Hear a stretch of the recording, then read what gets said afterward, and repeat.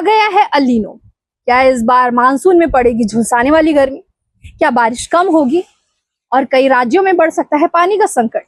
नमस्कार, स्वागत है आपका न्यूज टुडे छत्तीसगढ़ में और मैं हूं आपके साथ रंजना राज।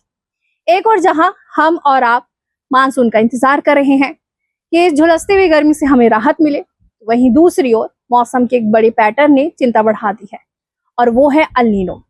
आपको बता दें, अल नीनो जिसे मानसून का महादानव कहा जाता है, आखिर क्या है अल नीनो? पूरी जानकारी विस्तार से बताएंगे हमारी इस रिपोर्ट में। देश में जहां इस वर्ष भीषण गर्मी ने कई रिकॉर्ड तोड़े हैं, वहीं अब अल नीनो की स्थिति से लोगों के माथे पर पसीने के साथ चिंता की लकीरें भी बढ़ा दी है।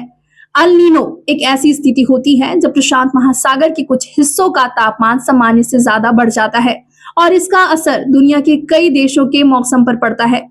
वहीं भारत में भी इसका असर अक्सर मानसून में देखा जाता है।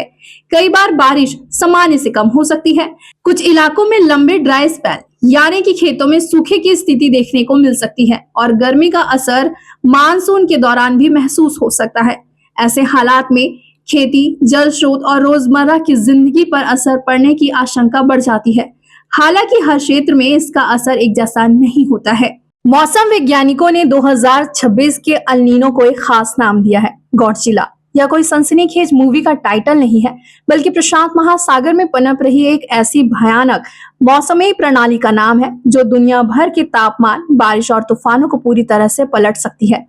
वैज्ञानिकों का अनुमान है कि यह गॉडजिला अल नीनो 1957, 1958 और 2015-2016 के उन रिकॉर्ड तोड़ अल नीनो से भी ज्यादा तीव्र हो सकता है जिन्होंने वैश्विक स्तर पर भारी तबाही मचाई थी। अगर पुराने आंकड़ों पर नजर डालें तो 1950 के बाद आए 16 अल नीनो में से 9 बार भारत में बारिश प्रभावित हुई है।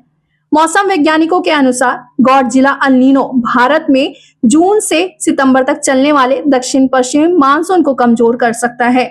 इससे देश के कई हिस्सों में सूखे जैसी स्थिति बन सकती है। खासकर उत्तर पश्चिम और मध्य भारत के किसानों के लिए यह बुरी खबर हो सकती है। उत्तर पूर्व में सामान्य बारिश की उम्मीद है, लेकिन उत्तर पश्चिमी और मध्य भारत के कृषि क्षेत्रों में कम वर्षा का खतरा बना हुआ है। इसका सीधा असर खरीफ फसलों पर पड़ सकता है। चावल, दाल, तिलहन, मक्का और बाजरा जैसे फसलें बारिश पर काफी निर्भर है और कम बारिश हुई तो उत्पादन प्रभावित हो सकता है। हालांकि वैज्ञानिकों का यह भी कहना है कि हर अल नीनो का असर एक जैसा नहीं होता है। कभी कभी हिंद महासागर का गर्म पानी पॉजिटिव आईओडी इसके नकारात्मक प्रभाव को कम कर सकता है, जो अल नीनो की आशंका के बीच भारत के लिए एक राहत की खबर भी हो सकती है।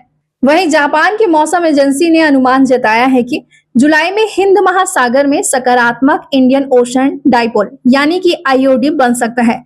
अगर ऐसा होता है तो यह अल नीनो के असर को काफी हद तक कम कर सकता है और भारत में अच्छी बारिश की संभावना बढ़ सकती है।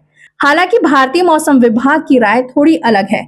उनके अनुसार फिलहाल हिंद महासागर में तटस्थ आईओडी की स्थिति बनी हुई है और पूरे मानसून सीजन में इसके ऐसे ही बने रहने की संभावना है। वहीं अब लोगों के मन में यह सवाल है कि क्या इस बार मानसून राहत देगी या फिर गर्मी रिकॉर्ड तोड़ेगी? मौसम के अगले अपडेट पर सबकी नजरें बनी हुई है। क्या इस बार मानसून राहत लेकर आएगा या अल नीनो गर्मी और पानी की चुनौती बढ़ाएगा? फिलहाल मौसम वैज्ञानिक लगातार हालात पर नजर बनाए हुए हैं और आने वाले हफ्ते तय करेंगे कि इस बार मानसून कितना मेहरबान रहने वाला है। अगर आपको हमारा वीडियो पसंद आए तो लाइक, शेयर, सब्सक्राइब जरूर करें। फिर हाजिर होंगे एक नए विषय के साथ। मुझे दीजिए इजाजत। नमस्कार।